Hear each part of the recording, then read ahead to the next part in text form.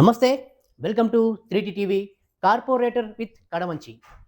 తెలంగాణ వ్యాప్తంగా municipal corporation ఎన్నికలు ముగిశాక గెలిచిన అభ్యర్థులు కార్పొరేటర్లు గానీ, కౌన్సిలర్ గానీ, చైర్మన్ గానీ అందరూ కూడా మరి ఇప్పుడు తమ వార్డును, డివిజన్ గానీ ఏ విధంగా అభివృద్ధి చేయాలని దానిపైనే తలమునకలై ఉన్నారు. మరి దాంట్లో భాగంగా ఈరోజు మనం మహబూబ్ నగర్ కార్పొరేషన్ మొదటిసారి కార్పొరేషన్ అయింది. మహబూబ్ నగర్ కార్పొరేషన్ 7వ డివిజన్‌లో ఉన్నాం. 7వ డివిజన్‌లో మరి ఇండిపెండెంట్‌గా గెలిచిన వ్యక్తి. అధికార పార్టీ కాదు, ఇంతకుముందు అధికారం ఉన్న పార్టీ కాదు, సెంట్రల్ ఉన్న పార్టీ కాదు, ఏ పార్టీకి సంబంధం లేకుండా సొంతంగా నిలబడి గెలిచి తన సత్తా చాటినటువంటి మంజుల శ్రీశైలం గారితో ఉన్నాం. మరి వారి గెలుపు అంత ఈజీ కాదు. మరి ఎంత కష్టపడ్డారు, దీనికి గల కారణం ఏంటి, ఈ విజయం వెనుక రహస్యం ఏంటి, అనేక విషయాలపైన మనము చర్చించే ప్రయత్నం చేద్దాం. మేడం నమస్కారం. మేడం నమస్కారం. అన్న నమస్కారం. ముందుగా మీకు కంగ్రాచులేషన్స్. ముందుగా మా ప్రేక్షకుల కోసం మీ పరిచయం చేసుకోండి. ఫస్ట్ మేడం మీ పేరు చెప్పండి. నా పేరు కుర్వ మంజుల, 7వ డివిజన్ కార్పొరేటర్. నమస్కారం. అన్న అసలు మీ రాజకీయ ప్రస్థానం ఎప్పుడు మొదలైంది? 2020 నుంచి ఏ పార్టీలో ఉన్నారన్న? బీఆర్ఎస్లో ఉన్నాం. ఎందుకు బీఆర్ఎస్లో ఎందుకున్నారు? కాంగ్రెస్ కానీ బీజేపీ కానీ ఎందుకు లేదు? అంటే అప్పుడు బీఆర్ఎస్ పార్టీ డెవలప్ అట్లా ఉండే. తెలంగాణ వచ్చిన తర్వాత నేను ఇంతకుముందు డైరీ ఫామ్ ఉండే. తెలంగాణ వచ్చిన తర్వాత కొంచెం డెవలప్ నుంచి చేంజ్ అయ్యి రియల్ ఎస్టేట్కి వచ్చేసిన. అప్పటి నుంచి సినిమా నెంబడి ఉన్నా. మరి ఇప్పుడు ఎందుకు కార్పొరేటర్గా పోటీ చేశారు? కాలనీలో డెవలప్ లేదు. నేను ఒక 15 సంవత్సరాల నుంచి ఇదే కాలనీలో ఉన్నా. ఏ పనులు లేవన్నాం. దాన్ని బట్టి కాలనీ వాసులే నిలబెట్టుకున్నాను. మరి సాధారణంగా అయితే ఒక అధికార పార్టీ నుంచి లేదా ఒక పెద్ద పార్టీ నుంచి లేదా ఒక నేషనల్ పార్టీ నుంచి ఎవరైనా కూడా పోటీ చేస్తే గెలుస్తామనే ధీమా ఉంటుంది. ఎందుకంటే పార్టీలు ఉంటారు కాబట్టి సపోర్ట్ చేస్తారు. మరి ఎటువంటి పార్టీ సపోర్ట్ లేకుండా మీరు సొంతంగా నిలబడడానికి గల కారణం ఏంటి? ఆ ధైర్యం ఏంటి అసలు మీకు? అంటే కాలనీ వాసులే నన్ను ముందలు తీసుకొచ్చి నిలబడు అని చెప్పారు కాబట్టి నిలబడ్డా. వాళ్ళ నమ్మకం మీద నేను నిలబడ్డా. మరి బీఆర్ఎస్ పార్టీలో ఉన్నారు కదా, ఎందుకు టికెట్ రాలేదు బీఆర్ఎస్ పార్టీ? అంటే సీనియర్లు ఉన్నారు కదా ఇంతకుముందు ఉన్నారు. సీనియర్ ఉన్నప్పుడు వాళ్ళు ఏం చేస్తారంటే ఒక ఇచ్చాం కాబట్టి మీరు ఎవరు పోటీ చేయకుండా ఒక మాట కూడా చెప్తారు. పార్టీ ఇస్తారు. చెప్పిండ్రు, నేను నిలబడతానని చెప్పేసిన. నేను అంతకంటే ముందు కాలనీవాసులకు మాట ఇచ్చిన నిలబడతానని. అందుకని నిలబడ్డారు. నిలబడి అసలు సమస్యలు ఏం కనిపించినాయి మీ వాళ్ళ డివిజన్లో? డ్రైనేజ్ కానీ, రోడ్డు కానీ, ఇంకేం సమస్యలు? లైట్స్, అన్ని ప్రాబ్లం. మీరు పార్టీ అంటే ప్రచారంలో ఉన్నప్పుడు ఎలాంటి హామీలు ఇచ్చారు ప్రజలకు? ఇప్పుడు అది రోడ్లు, డ్రైనేజ్, లైట్స్, మున్సిపాలిటీ చెత్త, దాని గురించి పనులు చేపిస్తారని చెప్పి. ఇక్కడ ఇంకా డెవలప్ కావాల్సిన అంశాలు ఏమున్నాయి అసలు? మెయిన్గా రోడ్లు, డ్రైనేజ్ ఉన్నాయి. రెండే ఉన్నాయి, ఇంకేం లేవా? కరెంటు ఉన్నాయి, వీధి లైట్స్ ఉన్నాయి. ఎన్ని ఓట్లన్నా మొత్తం మీ డివిజన్లో? 2780. ఎంత మెజారిటీ వచ్చింది మీకు? 123. 123 వచ్చింది. మరి అవతల దాదాపు ఇండిపెండెంట్గా కూడా ఇద్దరు ముగ్గురు వేరే వాళ్ళు కూడా వేసినట్టు ఒక్క రేషన్. ప్రధాన పార్టీలు అన్నీ ఉన్నాయి కదా. సో వాళ్ళ మీద గెలుస్తేనే నమ్మకం ఎట్లా వచ్చింది మీకు? కాలనీ వాళ్ళ సపోర్ట్ ఉంది కదా. మొత్తం కాలనీ మొత్తం మీకు సపోర్ట్ చేస్తారా? వాళ్ళ బలమే నా బలం. మీరు ప్రజల దగ్గరికి వెళ్ళినప్పుడు ఎట్లా ఉండే రెస్పాండ్ వాళ్ళది? మాకు అందుబాటులో ఉన్న వ్యక్తి కావాలని కోరుకున్నాను. అసలు ఎందుకు వచ్చారు మీకు ఓట్లు? ఎందుకు వేసారు వాళ్ళు? పని చేస్తాడని నమ్మకంతో. ఏం పని చేస్తాను? డెవలప్ చేస్తాడని. ఇంతకుముందు వాళ్ళు ఏం చేయలేదా డెవలప్? చేస్తే నన్ను ఎందుకు ఎన్నుకుంటున్నారు, నన్ను ఎందుకు ముందు తీసుకొస్తుంది.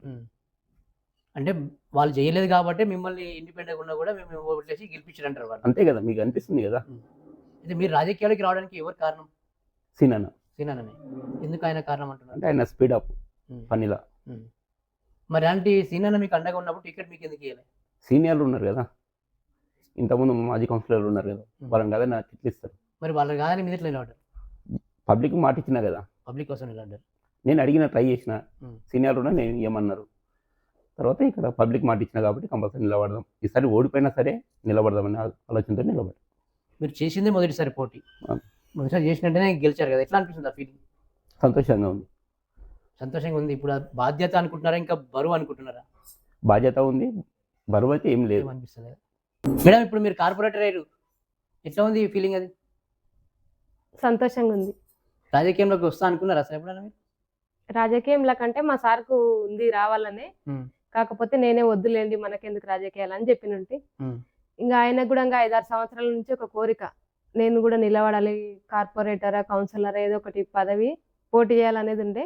ఆయన కోరిక కాదనకుండా ముందుకు వచ్చినాం. అది లేడీస్ రిజర్వేషన్ రావడం వల్ల నేను నిలబడడం జరిగింది. నేను నిలబడినా కూడా నాకు సంతోషంగానే ఉంది. ఎందుకంటే ఆడవాళ్ళం కూడా ముందుకు వస్తుంటేనే కదా అన్ని రంగాలలో వెళ్ళేది. కాబట్టి మా ఫ్రెండ్స్ కూడా నన్ను నిలబెట్టి సపోర్ట్ చేయడం, వాళ్ళ నుంచి కూడా చాలా వరకు ముందుకు వెళ్ళడం జరిగింది.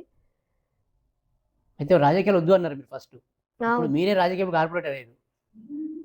అంటే యా. ఇప్పుడు సాధారణంగా ఎట్లా ఉంటదంటే ప్రతి మగాడి విజయం వెనుక ఒక స్త్రీ ఉంటదని చెప్తా ఉంటారు కదా! ఈరోజు సార్ గారి కలని ఆయన డ్రీమ్‌ని నేను రాజకీయంలో ఎదగాలి అనే డ్రీమ్‌ని మీ ద్వారా నెరవేర్చినట్టు ఇప్పుడు.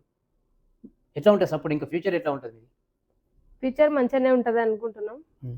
ఇంకా మేము ఇచ్చిన హామీలు కూడా అన్ని ఫండ్స్ తీసుకురావడము, వార్డు డెవలప్మెంట్ చేయడము జరిగితే వాళ్ళ లోపల కూడా మార్పు వస్తది కాబట్టి ఇంకా ముందుకు తీసుకెళ్తారు.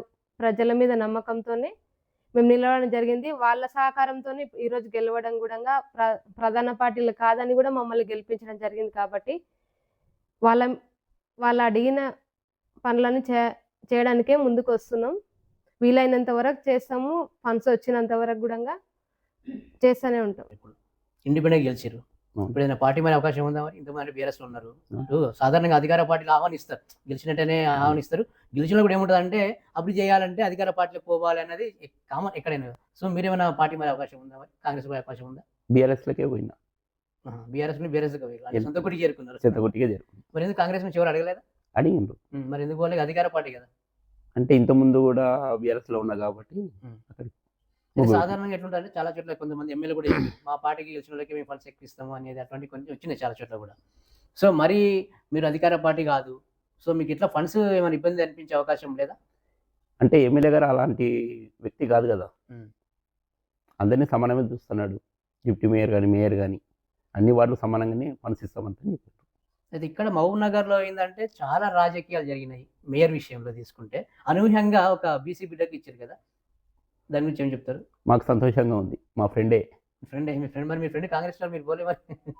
ఎవరి అభిప్రాయాలు వాళ్ళది కదా! సో మరి మేయర్ తోటి గాని, డిప్యూటీ మేయర్‌తో గాని మిగతా మీ ఇక్కడ ఉన్నటువంటి ఈ కార్పొరేషన్ ఉన్నటువంటి వాళ్ళతో ఎట్లా ఉంటది మీకు సహకారం ఎట్లా ఉంటది? మీ సంబంధం ఎట్లా ఉంది ఇక్కడ? మంచిగానే ఉంటదనుకుంటున్నా. హ్మ్. ఉంటది కూడా. వాళ్ళు కూడా అన్ని వార్డులు డెవలప్ చేయాలి. మనల్నే డెవలప్ చేయాలని ఆలోచనలో ఉన్నారు. హ్మ్. మాకు కూడా సహకరిస్తారని మేము అనుకుంటున్నాం.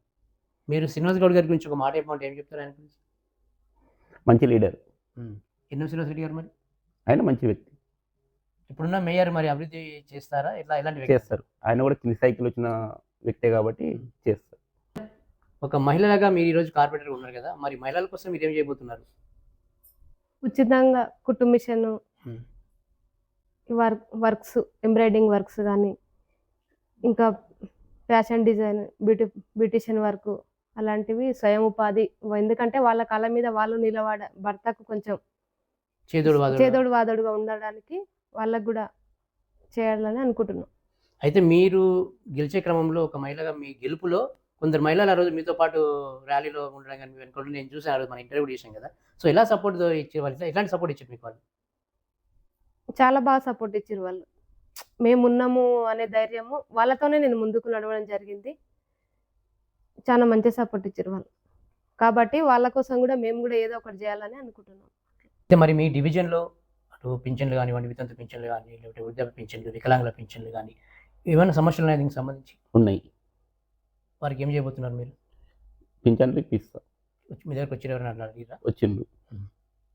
మరి మీ డివిజన్‌లో ప్రజలు మీకు ఓటేసి గెలిపించిన ప్రజలకి మీరేం సందేశం ఇస్తారు? 7వ డివిజన్ ప్రజలందరికీ హృదయపూర్వక ధన్యవాదాలు. మమ్మల్ని గెలిపించినందుకు.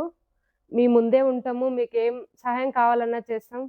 కాబట్టి మమ్మల్ని ఇంకా ముందుకు నడిపించి ఏమైనా పనులు కావాలన్నా గూడా మాతో చెప్పి మాకు తెలవకున్నా ఈ పనులు చేయండని మాకు ప్రోత్సహించి అన్ని విధాలా